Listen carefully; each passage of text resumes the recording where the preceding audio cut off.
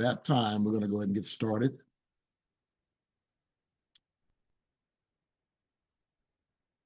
Others will come on as they arrive. My name is Dusty McCormick. Good morning, everybody, or good afternoon, everyone, depending on where you are. You are here with us this morning at morning for me, at the Building Greater Futures monthly MIT Members in Transition Zoom series. It's a monthly series that we do every month to provide information for our administrators from across the United States.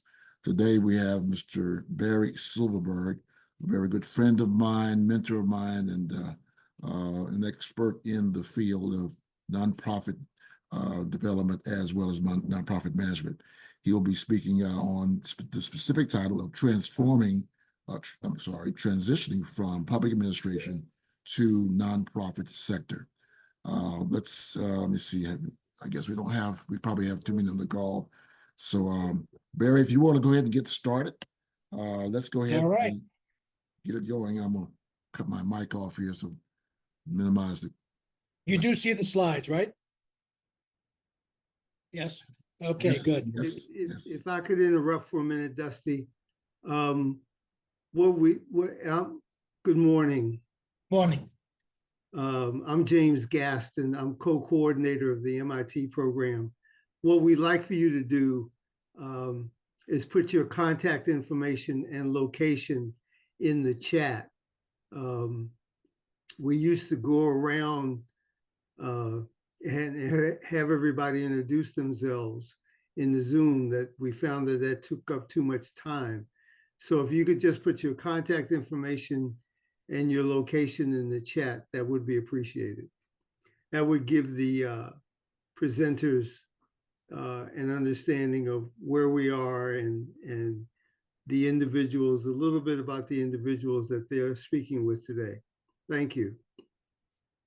Thank you, James. Thank you, James. Go ahead, Barry, it's on you. You have the floor. Well, first of all, I got to thank Dusty for asking me to do this. It's really a pleasure. We've had a technical hitch in that I cannot put into the chat a bunch of resource documents that I'm going to make reference to, but I will send them out, or I'll send them to Dusty or James, and I'm sure they'll get it out to all of you. Okay. So in terms of just basic background, I've got over 50 years of involvement in the nonprofit sector. At one point, my hair was down to my shoulders. You can tell my experience has changed that. Not as much as Dusty, but but at least he has it at the bottom. I don't have any. All right. So assuming you can all see my slide, so what we're going to do is explore the similarities and differences and key steps to transition successfully. I'm going to focus on how do you leverage your transferable skills. I'm going to avoid doing self-serving comments about the organization I lead and all the great resources we have. Anybody interested? I am more than glad to wax and wane poetic about it after we get through the presentation. So you'll see on the slide that there are 2 podcasts which I've engaged in over the years that talk about this issue of transition. So if you're not tired of hearing my voice at the end of this presentation and you want more information, you might turn to these, which are on my LinkedIn page. So it's important to start by looking at comparing public administration and the nonprofit arenas. So in terms of similarities, both of us, or both career patterns, are focused on mission-driven work, serving communities and improving societal outcomes. Both focus on and emphasize ethical responsibility, transparency, and accountability. By the way, one of the things that I'm going to send you is basically a copy of these slides, so if it's on the slide, don't waste your time making copies. Also, we share the notion of collaboration, building partnerships with organizations, stakeholders, and the public. And we share the notion of leadership and management, and the overlap is in managing people, budgets, institutions, and so forth. The differences relate to structure and accountability. I'm assuming in public administration, it's a little more bureaucratic than we have in our nonprofits. So the public administration operates within a government framework, defined hierarchies, bureaucratic systems, and your decisions are bound by law and policy. In the nonprofit, we're more flexible in structure, often influenced by our donors, the boards of directors, which control the corporations, and the fundraising priorities, which are always a major consideration in most nonprofits. In terms of funding, you all are primarily funded by the taxpayer, and your funding cycles are longer, and in some ways, and again, I'm talking as someone who's not in public administration, so my generalities may not hold, but is a little more predictable. For us, we rely on grants, donations, and fundraisers, which can be less stable. And as we all know, in the current political landscape, there's a great deal of uncertainty and fear, I guess, in both our sectors, in terms of where tomorrow's dollars are coming from, or if yesterday's dollars will even continue to come. We have different metrics of success. In your arena, you focus on policy outcomes, and we focus on program impact. And that impact then leads to the donors and feedback and satisfaction. Work culture wise, your environment, I believe, is more structured. Our environment is entrepreneurial, and in some cases, I suspect a little more flexible. Again, I'm just dealing with generalities that may or may not be 100% true. So in terms of the nonprofit sector, what you need to be aware of is that it's changing considerably, and the political environment, as I said, is spreading uncertainty and fear. And I don't need to repeat what's been in the news for the last couple of weeks. You all are probably very well aware of it. In the nonprofit sector, we also have a growing leadership deficit. And that deficit comes from people like myself who entered the arena in the 1970s and are now at the point where we can, will, or have retired. So there are opportunities for senior leadership in the sector, particularly when you transfer from where you're at in terms of your own experiences. In terms of just really quick, in terms of the challenges we have, obviously the political landscape, funding uncertainties, we've already mentioned. There are considerable shifts taking place in philanthropic giving patterns. There's donor advised funds, impact investing, and a variety of other things, which we can come back if you're interested, if those words don't make sense. And we're also dealing with significant workforce challenges, which may also be affecting your sector. And we have high turnover rates, unfortunately. Compensation it varies. I suspect if you're going to if you're considering a change, you probably want to know what those numbers are. But compensation in the nonprofit sector tends to be a little lower than elsewhere, but it very much depends upon the job. Because again, keep in mind, not everybody working in the nonprofit sector is necessarily in management or leadership. So there's lots of opportunities in a variety of areas. Another issue that we're facing is retention. Again, because of the stress levels, the nature of the work. I guess I'm supposed to be convincing you it's a good place to work, but you need to know that, if you're trying to avoid stress, don't jump from your stress into our stress, okay? It's part of the world, unfortunately. We're also dealing with, as you all may be dealing with, is the hybrid work models. And still trying to figure out how to deal with all those folks generationally who prefer to continue working from home. That's a real challenge we have in the sector. In terms of opportunities, and I mention these because this really will speak to skill sets, which we'll talk about in a few minutes. We have technology. The AI, digital transformation are all very much happening in the nonprofit sector. And we have as many concerns as I suspect government does. And I work for an educational institution which is still formulating its AI policies. So, that is a major shift, or will be in the coming years. And anybody with experiences in those arena are going to be, kind of sought after in a very considerable way.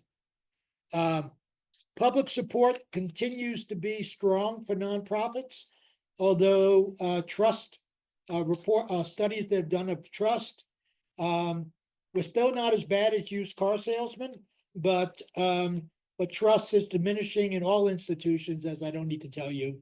And nonprofits used to be fully trusted, but it's getting to be a concern in the sector, particularly given the political landscape, which is not friendly to the kind of work that we do.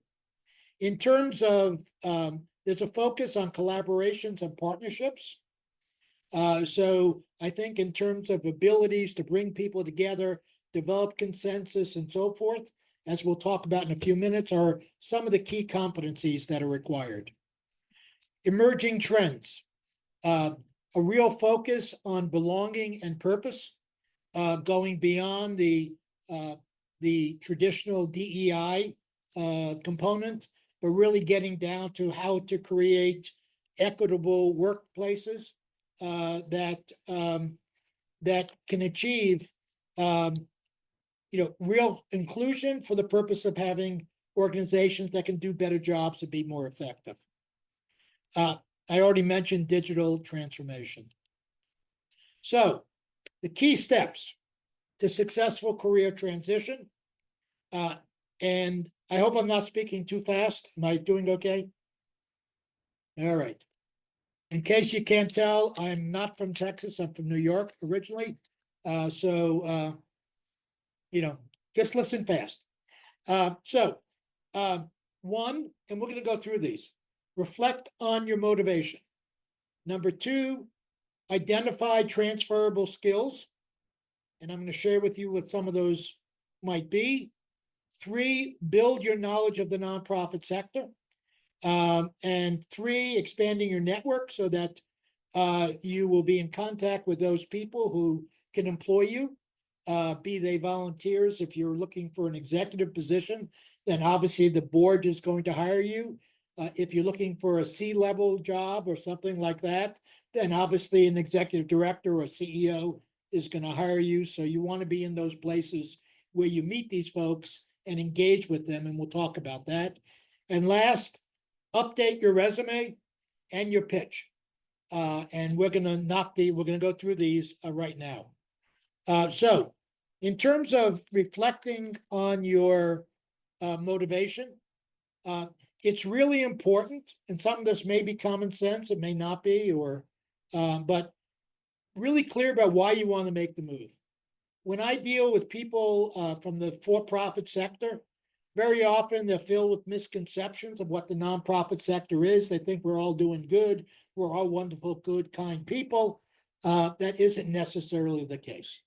And so they feel that maybe it's less stressful than their corporate world. And in many cases, my experience when I do mentoring and coaching of these folks is that they're really, rather than wanting to be in the nonprofit sector, they don't want to be in wherever they are. So you really want to be clear about why you want to be in this sector. You want to, if you don't already, you want to experience what the nonprofit environment is like as a volunteer, possibly, or in another way. So you kind of test reality. Very important. And we'll talk about some ways of doing that. So basically, if you are involved in the sector, how do you feel about it? Are you enjoying it? What's fun? What's not fun? Are you happy? I personally, my philosophy of life is the highest value is self-actualization, feeling like I'm accomplishing something, making a difference, but also that I have a sense of peace and satisfaction with my life. So whatever it is you're trying to seek, you want to make sure that this change will give it to you. Cultural fit issues, things like, are you someone who listens? Now, probably we all think we do until we get married or enter into a relationship, and then we find out we're really not listening. But sometimes it's because the other party isn't communicating. But don't tell my wife I said that. Okay, so do you have active listening skills? Do you show empathy?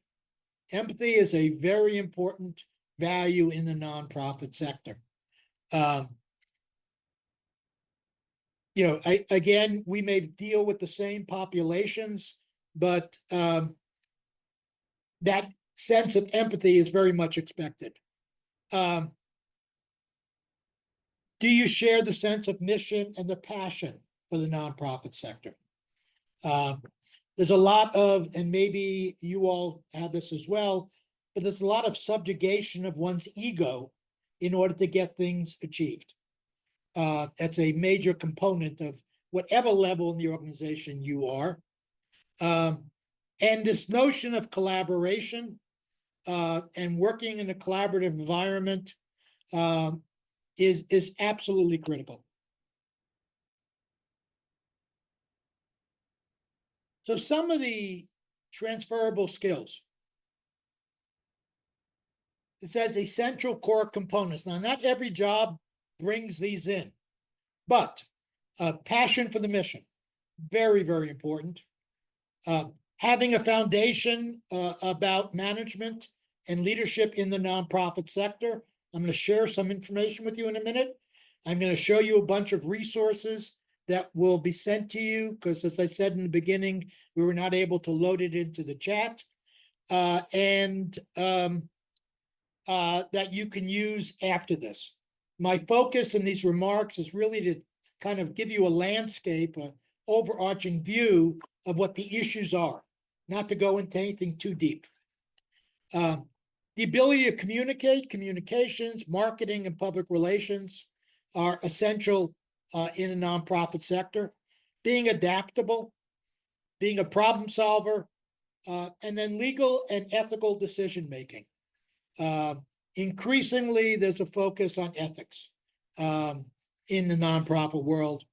Skills in financial management, fundraising, grant writing, understanding the structure and functioning of nonprofits, advocacy, which is governance, advocacy, which has been a major thrust within nonprofits for the last couple of years.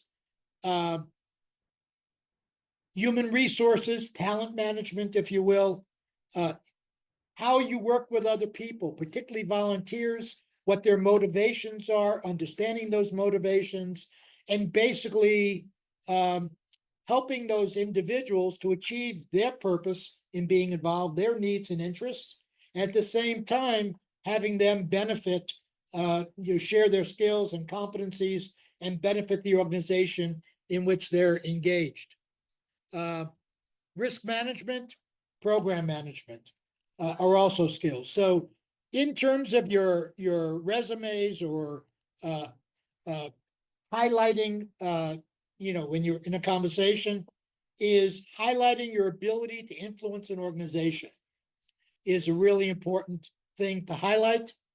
Your leadership and strategy skills, your ability to manage teams and manage people and manage organizations. And I'm sure you see a lot of transference between these and what I suspect you all do day in and day out.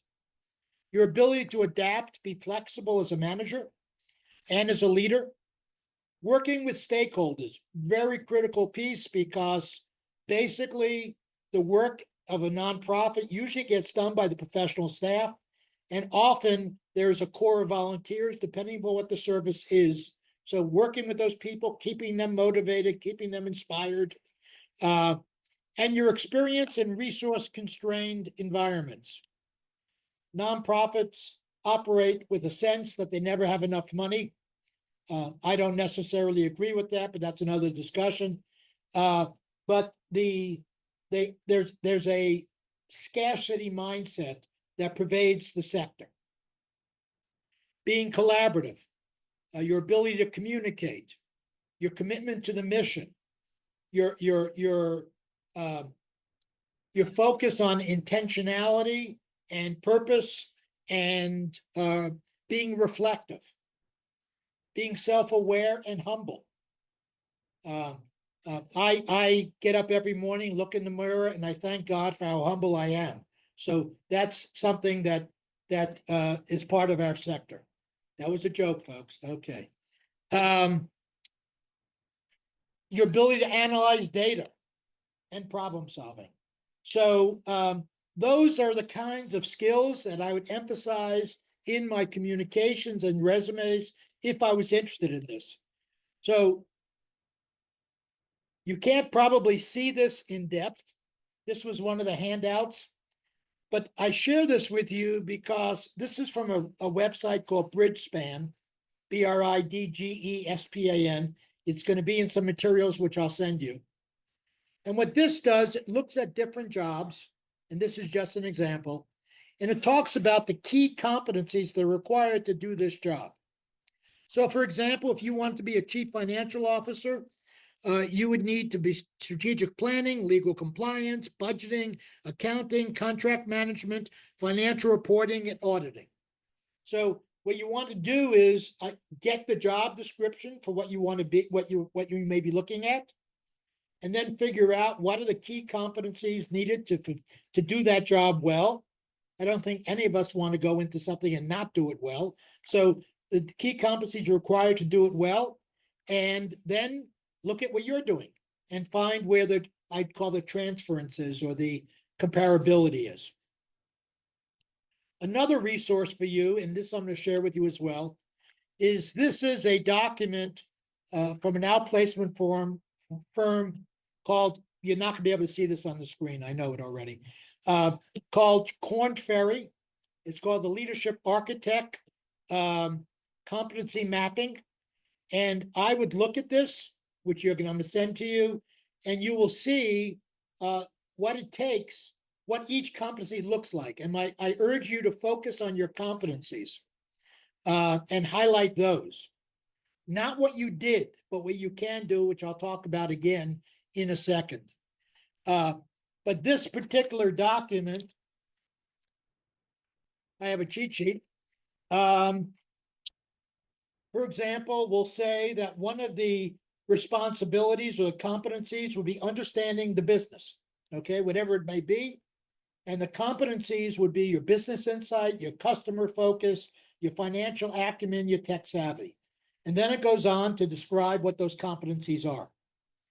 Now, I haven't had to do my resume for a long time, but when I do coach and mentor people and help them with their resumes, I encourage them actually just to use the language here, because you'll find it to be very apt for what you're doing. So 2 other documents that I'm going to share with you is, in terms of understanding the nonprofit landscape, is a document which I created God knows how many years ago for an organization I was consulting with, in which I did a comparison of 3 different kinds of nonprofit structures. There are 27 or 28 different kinds of 501c entities. Three that are most common are the 501c3, which is what most of you are probably familiar with, which are charitable organizations. C4s, which are advocacy groups, and C6, which are associations. So those are all nonprofits.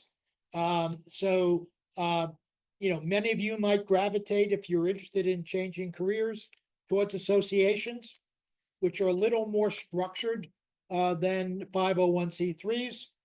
And then I'm also going to provide you with a report that talks about what the nonprofit sector looks like in terms of employment data. One thing about all data that relates to the nonprofit sector is it's at least 2 years old. So you need to be aware of that because it comes off of our IRS 990 form that needs to be submitted by organizations. I'm conscious of the time, so I'm talking a little faster. So, nonprofit sector is known by a bunch of names. You see them all here. And mostly, from the perspective of someone who's been here for 50 years, it's the invisible sector. Most people haven't got a clue how we operate, although everybody thinks that they know. And so it's not common sense, just like the work you do is not common sense. It's based upon skills, experience, knowledge, etc. So what I want to share with you very quickly, got too many damn screens here. Okay, is what is a nonprofit? Very quickly. The first thing is its purpose. The purpose of a nonprofit is to benefit the public. Period, done, finished. If it doesn't meet that criteria, it will not get status from the federal government. And I'm avoiding talking about the states, since I assume many of you are not from Texas, okay? Ownership. There is no concept of ownership in nonprofits. There is no equity, and I'm talking about financial equity, in nonprofits. This concept of equity is replaced by the concept of control. Control is essential in nonprofits. Control rests with the board of directors, and the board of directors has certain responsibilities.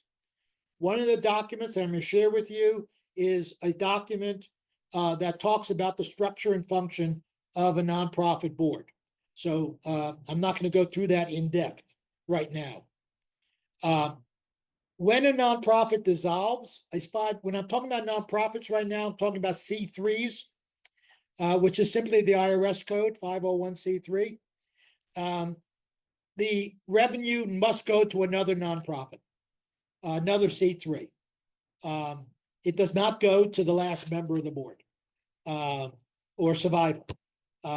So that's important to know.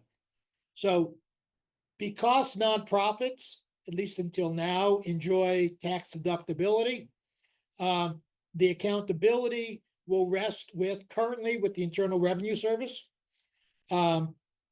Historically, that's because that's where, when Richard Nixon was president, that's where they put this responsibility. Regulation within the nonprofit sector really only begins under the administration of Richard Nixon. Prior to that, it was pretty much like the Wild West. There's some talk from time to time to creating an entity like the Small Business Administration for nonprofits, but again, that remains to be seen.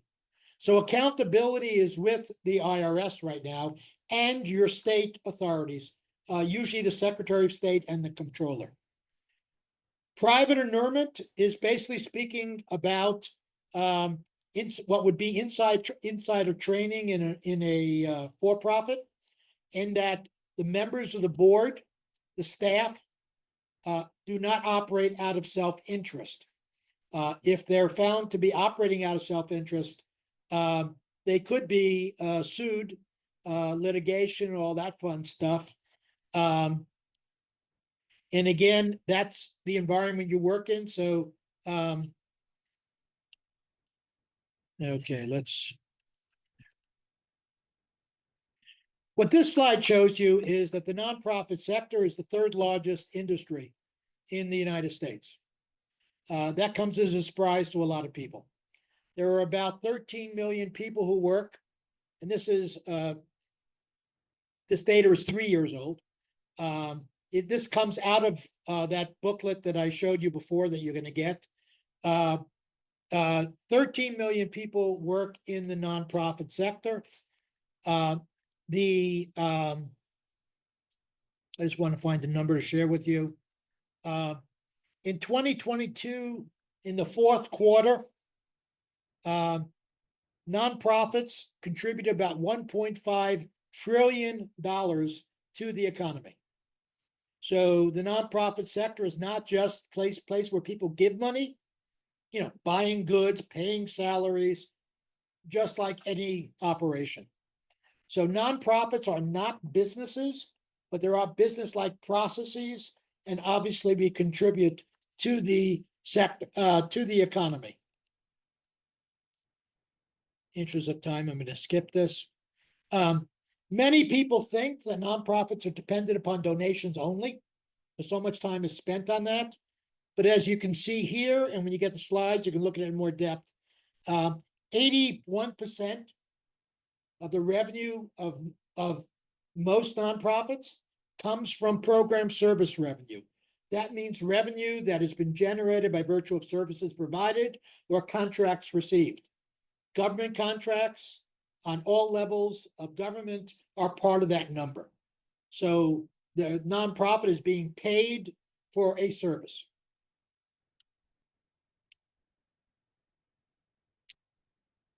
On a sheet I'm going to give you, which is the one, if you can see my cursor in the upper right-hand corner, it's a Excel spreadsheet that has a list of organizations and resources that you can get a lot more information about how nonprofits operate. And I'm just highlighting a few here. The National Council of Nonprofits, which is basically the association of state associations. And if you're looking for job banks and things like that, you would want to go up here, find your state association, and look at what they have to offer that may be specific to wherever you may live. We have a lot of resources on our website. One thing I'd highlight is I have a webinar up there on starting a nonprofit. It talks about Texas, but a good deal of it also talks about the federal process as well. The document I mentioned is this board responsibilities and structures. That will give you a lot more information. Principles and practices, that's a document that we put out and put together. We'll talk about that, principles and practice of nonprofits, and you'll get a much better idea how nonprofits ought to operate. And one thing I want to highlight is that when you've experienced one nonprofit, you've experienced one nonprofit. There are vast numbers of differences in that. And I mentioned the starting a nonprofit as well. Expanding your network. 1, strengthen your LinkedIn presence. You can't put everything on your resume, obviously. Use your LinkedIn as a cabinet, as a file cabinet. You've been recognized, you've got awards, you've written papers, you made presentations, whatever. Everything on your LinkedIn. Get recommendations. You may already have done this on your LinkedIn. Use it, as I said, as a place to include all that stuff that that is not going to fit on your resume. So, for example, on my LinkedIn, I was in Syracuse, New York for about 20 years. I was the executive director of a Jewish federation, very involved with the newspaper, intergroup relations, all that sort of stuff. When I left, the newspaper ran an editorial, which I'm proud of, and it says up on my whole wall here, farewell to a class act. I think that was the last time I was called a class act. But regardless, I've got that on my LinkedIn. Okay. I can't put that on my resume. I mean, number one, it'd be pompous, and number two, it wouldn't fit. So that's the kind of stuff where you can be a little more self-serving, if you will, about stuff. Create connections. For example, informational interviewing. Call up somebody that you want to talk to and ask them to sit down, find out what they do. What I found in the nonprofit sector particularly is that everybody likes to talk about themselves. So call them up. I want to know about what kind of work is involved here. I think people will meet with you. Again, I don't know your respective environments, but reach out to the highest level person you can go to for doing what you want to do. Network. Find places where people in the nonprofit sector hang out, and meet people. If you have ideas, share those about nonprofit sector, about a project, about whatever. It's less likely in today's environment, but in prior environments, sometimes jobs get created based upon the skill set you bring to the organization. And keep in mind that you always want to ask whoever you meet with, who else might you meet with? And then to some extent, serendipity happens. You start seeing opportunities when you start looking for them. Strategic volunteering. If you want to be working in a particular arena, volunteer there. Volunteer where there are people who are in a position to offer you a job, offer your skill sets. I would suspect that as public administrators, that you would be very much sought after as volunteers. Understanding the government structures, understanding how your communities work, wherever you may be in the process, is very much important knowledge for nonprofits. And if you share it, you'll create those connections. Consulting. If you're in the position to consult, offer that. Obviously, the nonprofit would prefer it free of charge, but still, as I like to say about ourselves, we're equal opportunity exploiters. So, keep that in mind. Researching nonprofit job boards, identifying positions that may be of interest to you. Think about what are the competencies required to do that job, and then see what you have. Many cities have business journals, and I believe they're all owned by the same national company. But regardless, they put out something called Big Book of Lists, and they list the top 50 nonprofits in the community. Look at that. Keep in mind that most nonprofits are small. I skipped that slide, but most nonprofits are small. So it depends upon what kind of environment you want to work in. There are a number of large ones as well, but the larger ones will be in that list. Engage in learning opportunities. Take advantage of what's available at your local colleges. I work at a community college, so I would encourage you to look at it there. Look at what's on LinkedIn. LinkedIn Learning has a lot of programs. And there's a number of other resources. And I should mention that I very much welcome any direct contacts with me after this. If you're interested, I'd be glad to share it with you. Okay. So tailor your resume to highlight your nonprofit relevant competencies. Now, and again, there's a lot of resources I think I've shared. Focus on what you can do, not what you did. Most resumes talk about what you've done. If I'm going to hire you, I don't care what you've done. I want to know what you can do for me and for my organization. And the way to do that is focus on competencies. Use the competencies that I've highlighted. That's going to be in my materials that I've sent you. And then frame what you've accomplished in terms of the competency. So led blank blank, resulting in ABC. Focus on your achievements, but put them in the context of a competency. And one of the things I'm going to share with you is some language that might be helpful in terms of starting off on these points. Seek peers, allies, and mentors. I think you will find people in the nonprofit sector are very open to sharing what they know and involving people. Our business is people, and we can only do what we do is through other people. So we're very much there. All right. So that was not bad, 40 minutes. Well, not really 40 minutes. It probably was 30 altogether. That's me at my son's wedding. You can tell I've already paid the bills. But anyway, I'm open to questions. I hope this has been helpful. Again, I would highlight, if you want more, listen to those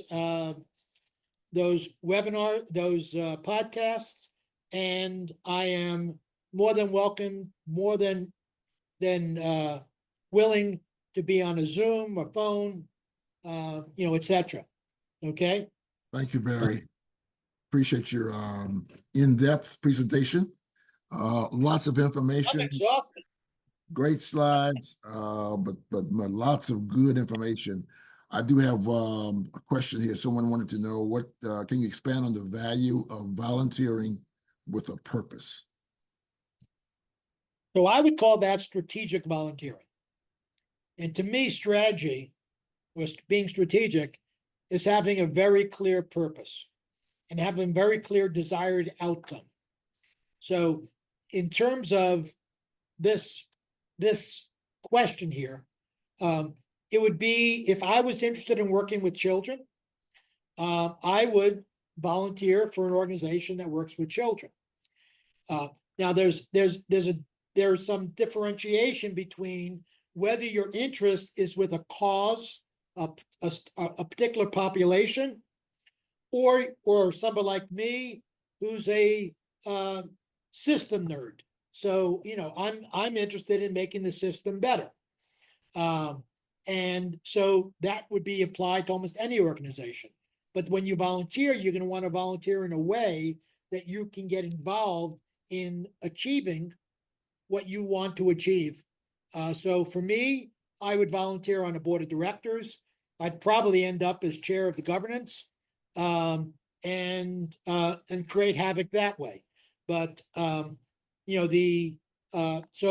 you need to be, I guess what I'm saying is, you need to really think about what you want to do and why you want to do it, and then check out through realistically getting involved in that arena as to whether you're going to accomplish that.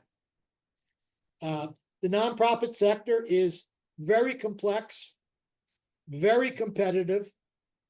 Although people don't like to think of the sector as being competitive, it's extraordinarily competitive because of the scarcity of resources. So I hope I answered that question. In terms of leadership style, what have you seen over the years that have worked for those who are in leadership position or top position, the C-suite, so to speak, in terms of leadership style that works best? I think any leadership style other than dictator, other than self-absorbed, which are really more personality deficiencies than leadership styles, works. I think that authenticity, which is a very overused word, is critical. I just read an interesting piece talking about the higher one is in an organization, the more that the workforce expects them to communicate hope and possibility, which I think is essential, particularly again in the political landscape we're dealing with. I think being able to delegate is essential. Again, it all depends on where you are in the infrastructure of the nonprofit. When you're in a smaller nonprofit, you have a much broader range of responsibilities. The larger the organization, the more defined your role would be. But I think, to me, leadership is the ability to motivate and influence other people to achieve whatever the organization's purpose is. You can do that directively. You can do that in a lot of different ways. So I don't know if I answered the question, but I certainly took time on it. Go ahead. Yes, you did. In light of the recent 3 weeks of activity on the East Coast, what have you seen, or what do you see over the horizon that's going to impact nonprofits as we go forward from here? I mean, there's a lot going on in terms of fundings being cut and Yep. not only federal but just in statewide as well. So what do you see on the horizon? Well, as you probably, and the others may know, that Texas has taught our president how to do some of the things he's doing. I don't want to deal with this politically, but that's a reality. I think whatever is going to happen, what we have now, as I said in the beginning, is immense uncertainty and fear.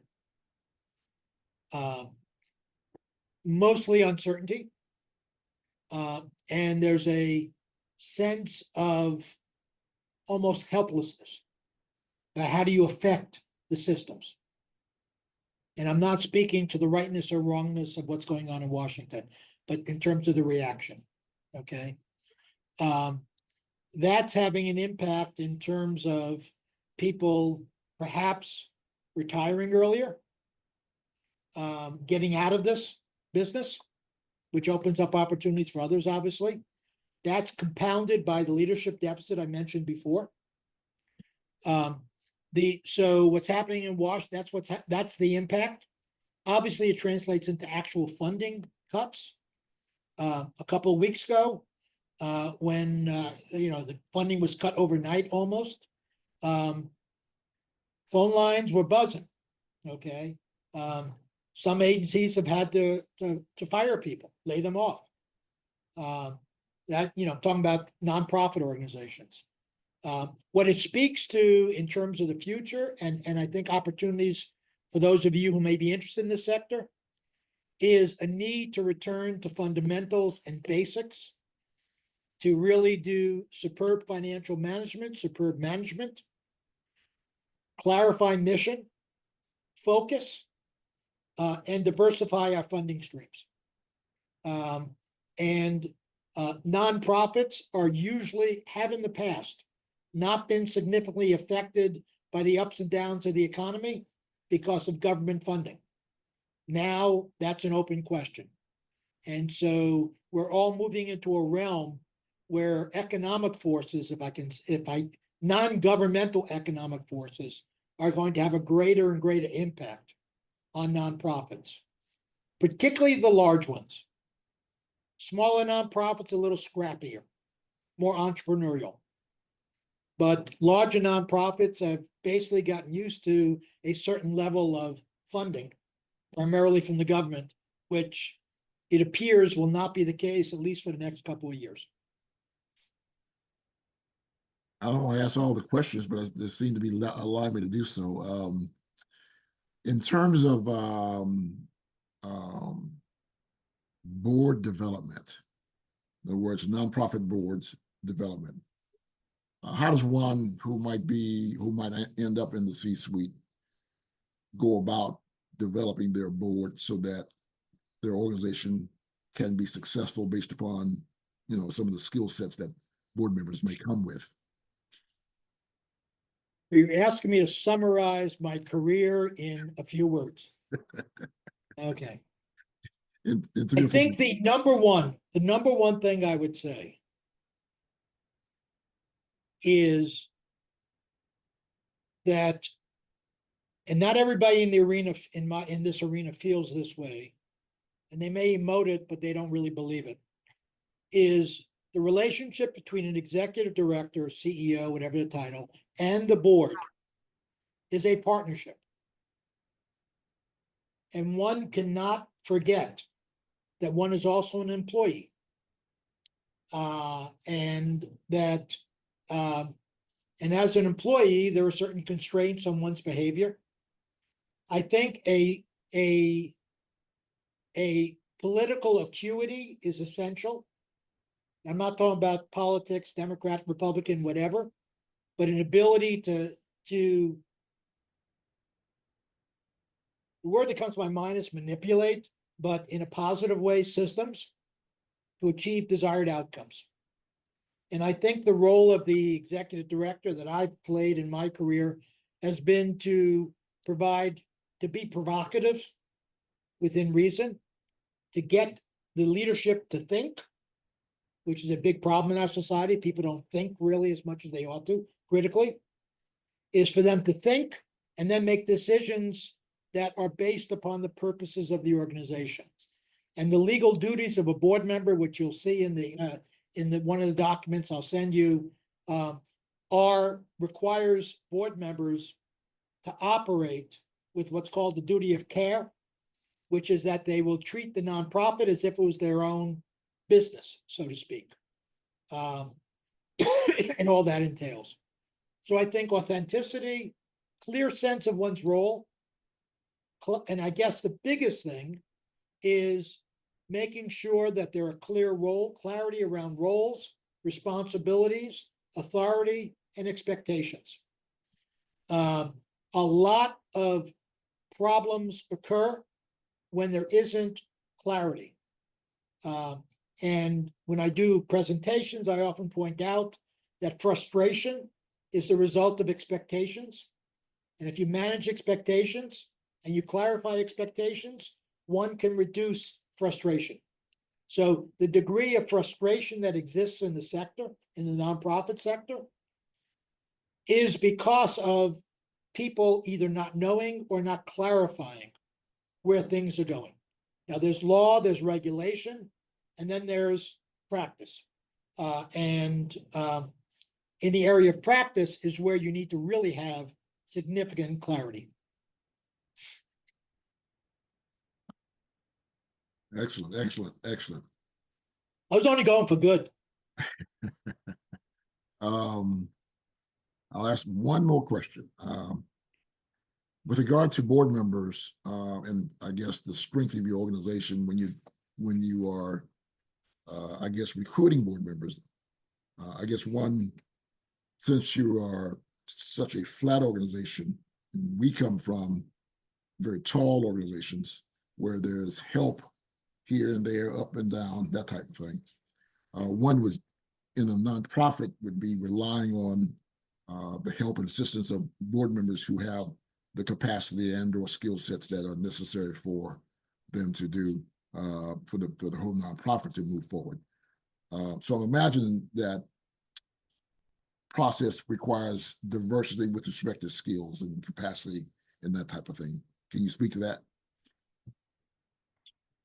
So there are ways to, first of all,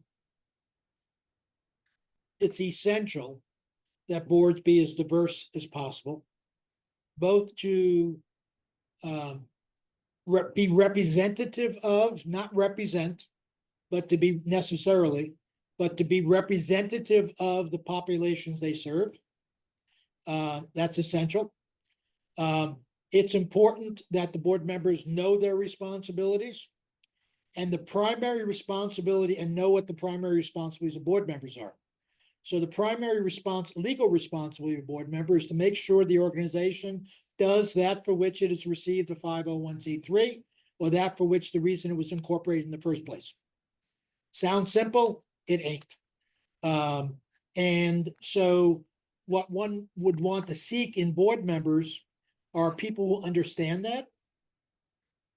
Number two, we usually do a matrix, identifying the skill sets the organization needs, just like the skill sets you would need to be in this arena. Identify the skill sets the current board has, and then see what do we need. the most important skill set. And what you don't want to do is replicate the skill sets of your staff. So, very often an organization will go out there and try to hire somebody who might be the financial wizard. Okay. And you have a CFO. Well, you don't want to replicate that. You want to complement that in your board. And the most important skill set from my perspective is people with strategic thinking skills. With any group, you always want to have people who can provide input, and then you need people who can make things happen and do the output. And consciously thinking that through, and also reaching out beyond the world of the board members. Because the tendency is to invite in people that look like, sound like, have the same life experiences as the existing board. And I think there's a growing consciousness, and particularly talking to you all in terms of being Black public administrators, there's a consciousness that diversity is essential. In practice, that's still a very, very big issue. Okay. And so one has to deal with that, Very good. Very good. Thank you. And of course, working for a state institution, I can't use those 3 letters. I understand. Barry, thank you so much for your presentation today. My pleasure. Deeply laid in with lots of information.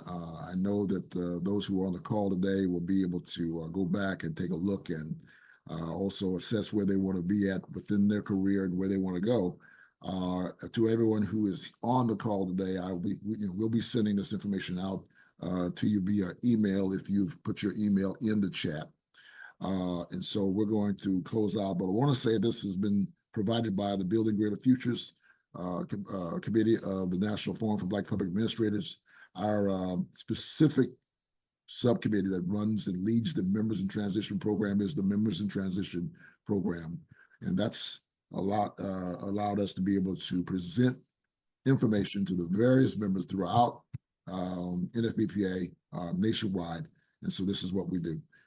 Our next Zoom presentation will be March the 19th of 2025 at 11:30 Central Daylight Time, 11:30 Central Daylight Time, March 19th, 2025. I do not have a title as of yet, but we will be putting that out very, very shortly as soon as we get all of our marketing material put together. Barry, once again, thank you so, so much for all that are on the call today. We appreciate you coming on. We thank you for your time, and hopefully it has been beneficial for you while you've been here. So we're at this. It beats working. You're absolutely right. Absolutely right. All right, going to close it down. Thank you all. Appreciate it. You all take care. All right. Take care. Thank you all. Bye-bye.